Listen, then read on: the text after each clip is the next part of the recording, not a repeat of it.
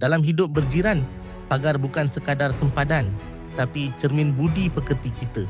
Namun, apa rasa jika tiba-tiba ada tembok tinggi terpacak di sebelah rumah tanpa sepatah kata?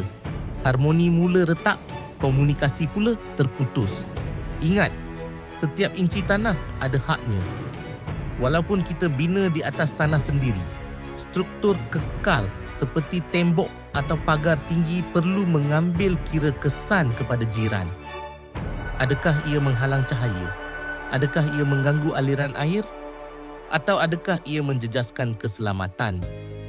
Jika tembok dibina tepat di atas garisan sempadan, keizinan jiran bukan sekadar ihsan, tapi selalunya adalah syarat undang-undang. Tanpa perbincangan, anda bukan saja membina tembok simen, tapi anda sedang membina tembok konflik yang boleh membawa kepada aduan pihak berkuasa. Jangan biarkan isu kecil menjadi kes mahkamah. Berbincanglah dahulu. Hubungan yang baik dengan jiran adalah aset yang lebih bernilai daripada binaan yang megah. Kerana akhirnya, jiranlah orang pertama yang akan membantu kita saat kesusahan. Rancang bersama, bina dengan restu, demi kesejahteraan kita semua.